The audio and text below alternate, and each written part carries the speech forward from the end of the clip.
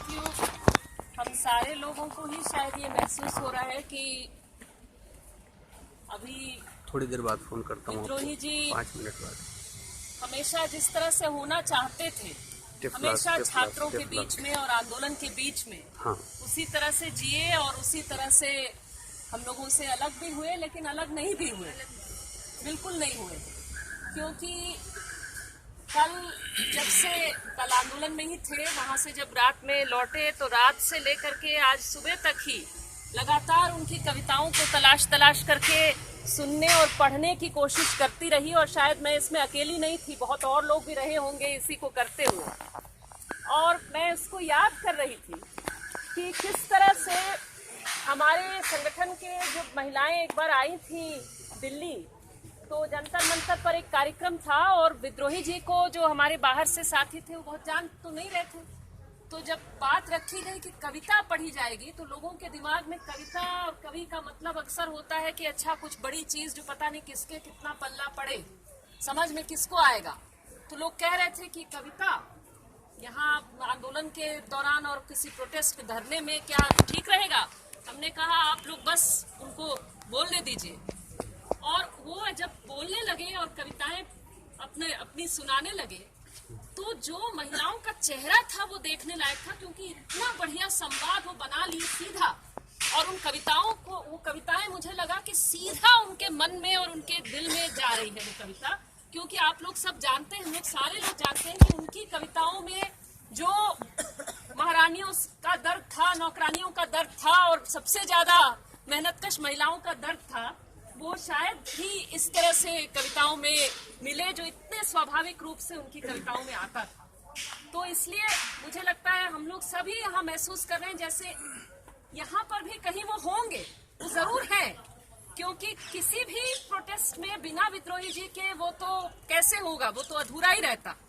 और ये सिर्फ छात्रों के प्रोटेस्ट में नहीं, मैं तो दिल्ली का शायद ही कोई कार्यक्रम और देश के भी कई ऐसे कार्यक्रम बिना विद्रोही जी के सोचा ही नहीं जा सकता है, ऐसी ही स्थिति है। तो मुझे तो लगता है कि लेकिन वो हमेशा उन आंदोलनों में, संघर्षों में और उनकी कविता में हमेशा रहेंगे और इस जेएनयू में भी हमेशा रहेंगे। और इनसे जो रिश्ता हम सारे लोगों को लगता है, उनके परिवार को का जो उनकी बेटी का मैं चेहरा देख रही हूँ अभी, और मुझे ऐसा महसूस हो रहा है कि बिल्कुल हम लोग सबकी तरफ से भी हम लोग इसको कहना चाहते हैं कि जो लगाव उनका हम लोगों के लिए भी था, वो उसको हम लोग भी इतना महसूस करते हैं। और उसके लिए अगर वो भी जिंदा होते, गांव से कॉल आ रहे थे कि उनका दाह संस्कार उनकी जन्मभूमि में किया जाए, तो मैंने पूछा जब वो जिंदा थे आप उन्हें जन्मभूमि पे नहीं रख पाए, मगर अपने पास नहीं रख पाई, मैं नहीं रख पाई। ये वो कई बार मुझसे बोल भी चुके हो, काश ऐसा होता मैं जेएनयू में मर जाता और ये मेरी समाधि बन जाती। ये उनकी ख्वाहिश, तो ये उनकी बिल्कुल थी। बात मैं और जैसे हम सोचते हैं कि उनकी कविताएं पढ़े लिखे और लिटरेट पर्सन के लिए है या बड़े को समझ नहीं आएगी। ये मेरा छोटा सा बेटा है, जब मैं छोटी थी, जैसा कि सर ने कहा, गुरुदेव ने कहा कि उन्होंने यहाँ आकर कविताएं लिखी, तो उस विद्रोही नाम इनको 10th क्लास में ही मिल गया था। उसका रीजन ये था, हमारे गाँव में जातिवाद बहुत ज्यादा उसकी जड़ें मजबूत है, गाँव में अभी भी है। आप ही सब लोग गांव से बिलोंग करते होंगे। तो उस टाइम पे उन्होंने क्या किया, अपने एक मोहम्मदन फ्रेंड को, वो उनका क्या नाम है, असरार अहमद खान, जो यहाँ के स्टूडेंट है, वो दोनों यहाँ भागकर आए थे एडमिशन लेने, घर से किसी परमिशन नहीं ली थी उन दोनों। तो उन्होंने क्या किया, उस टाइम में अपने घर उनको ले गए। एक तो दहलीज पार कराना बहुत बड़ी बात है मोहम्मदन से, प्लीज कोई मोहम्मदन यहाँ बुरा नहीं मानेगा, उसकी भावनाओं को ठेस पहुँचाना मेरा काम नहीं है, तो सिर्फ मैं बताना चाहती हूँ। वो वहाँ गए तो उनको बोला कि अरे इसको घर के बाहर बिठा, उनकी मम्मी ने, मेरी दादी ने, इसको घर के बाहर वहाँ बिठा, बर्तन अलग निकाले खाने के लिए। बोले नहीं, उसको मैं अंदर बिठाऊंगा और रसोई में खिलाऊंगा। 3 दादा थे, तो उनमें से यही एक, मतलब मेरे पापा ही एक बेटे थे, कोई किसी की औलाद नहीं थी। 3 दादाओं में सिर्फ यही थे। ये भी 40 ईयर्स में मेरी दादी को हुए थे। तो ये भी एक बहुत अजीब ही बात थी। और एक तो पंडित जी हमेशा दादी से मतलब लिया करते थे रिश्वत, कि मेरे वजह से तुम्हारे घर में वंशराज पैदा हुआ है, वरना तो तुम ऐसे वो मतलब अभी तक भी मैं जाऊंगी ना दरवाजे पे मिल जाएंगे रिश्वत लेने के लिए, कुछ ना कुछ दीजिए, मेरी दुआ से वो हुए हैं आपके वंशराज। और उन्होंने कहा था ये आपका नाम रोशन करेंगे पूरी दुनिया में।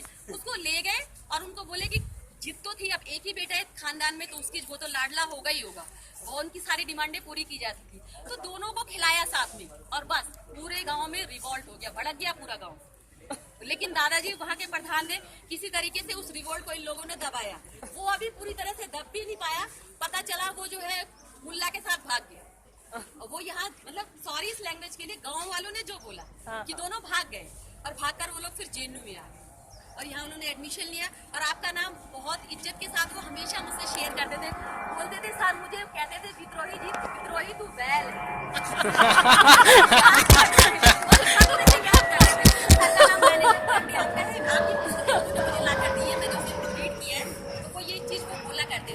ये विद्रोही नाम उनका मेरे गांव से शुरू हुआ था जब वो 10th क्लास में पढ़ते थे और ऐसे 5 साल के 4 साल के बच्चे मेरे साथ के इकट्ठा होकर गोला बना दिया करते थे। अब उनको तो पढ़ते भी नहीं, स्कूल भी नहीं जाते थे। अपने विकी, घर का नाम मेरा विकी है, अपने पापा को बोलना वो नूर मियाँ वाली सुनाएंगे। मेरी नानी के लिए इन्होंने कविताएं लिखी हैं, अपनी पत्नी के लिए भी लिखी हैं, सबके लिए उन्होंने मतलब नानी वाली कहानी, नूर मियाँ वाली। चलो विक्की के पापा के पास चलते हैं। मतलब वो बच्चों सारे लड़कियां लड़के उन लिंग भेद नहीं रहता था, वरना छोटे छोटे बच्चों को आजकल के बहुत बैकवर्ड सोसाइटी से हम बिलोंग करते हैं तो वहाँ पे अपनी लड़कियों को कोई भेजना नहीं चाहेगा, मगर विद्रोही जी के ऊपर सबको ट्रस्ट है। छोटी छोटी बच्चियों को अरे जाओ गाना सुन लो।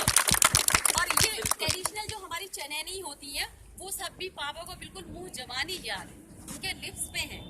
और आप लोग ये आप लोगों के ही है, इससे मुझे कोई जेलिस फील नहीं होती है।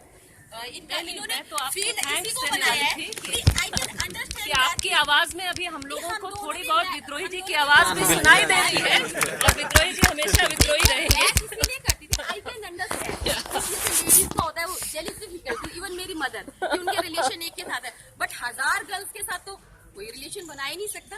अगर वो रिलेशन है तो वो प्यार का ही रिलेशन है and I can consider that relation. तो ये उनकी दिली ख्वाहिश भी थी। तो मैंने गांव वालों को बोला जो आपको 13वीं में खर्च वर्च करना है, किसी ने मना नहीं किया, आप लोग कीजिए, खूब कीजिए, दिल जान से कीजिए। अपने मेरे दादाजी की 13वीं इन्होंने बहुत अच्छी बनाई थी, जो चीजें नहीं होती थी डांस वगैरह वो सब भी इन्होंने मंगाया था। तो बहुत ट्रेडिशनल भी है ये, he is a more advance and बिल्कुल ट्रेडिशनल, जिसको कहते हैं उतना तो टिपिकल ब्राह्मण वगैरह के जो मंत्र होते हैं ना, इवन कहते थे तेरी शादी के सारे मंत्र मैं ही मतलब बोलूंगा। ये संस्कृत के प्रख्यान पंडित के टाइप से भी मतलब स्टार्ट हो जाते हैं पूरा, इनको अच्छा सा आता है। और वो शायद इनको इतनी अच्छी गुरु मिली है इसीलिए ऐसा हो पाया, और उनकी मेहनत और लगन तो थी ही। और इतना ये पढ़ते थे, रात भर पढ़ते रहते। मैं उठ के देख रही हूँ मतलब 2:30-3 बज गए, पापा you are still study, disturb मत करो बेटा जाओ। घर में ना रहने का एक रीजन ये भी था, किसी का भी घर चाहे वो कितना भी अमीर हो, कितनी भी मतलब सब फैसिलिटीज है, वो यूनिवर्सिटी नहीं बन सकती है, वो लाइब्रेरी नहीं मेंटेन कर सकता जैसी लाइब्रेरी के जेएनयू में है। यहाँ इनको एक तो लाइब्रेरी मिलती थी, दूसरा वैसा ही एटमॉस्फेयर मिलता था। ये इनको ये एक मंच हर किसी को चाहिए होता है, तो वो मंच जेएनयू ने दिया है, जेएनयू के लोगों ने दिया है, और मैं बहुत थैंकफुल हूँ उन लोगों को।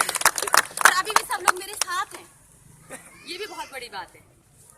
और इनकी इस लड़ाई को आगे आप लोग जारी रखिएगा। मुझे नहीं लगता कि मेरे फादर, मैं घर पर थी बहुत रो रही थी, रात से रो रही थी, लेकिन यहाँ आने के बाद लगा अभी कहीं से निकल आएंगे पापा और कुछ सुनाने लग जाएंगे। यहाँ आके नहीं लगा कि पापा नहीं है, रियली में यहाँ आने के बाद मेरे आँख से एक भी आंसू नहीं निकला। साथियों, पिताजी ने अपनी बात वहीं से खड़े खड़े कह दी है। 2010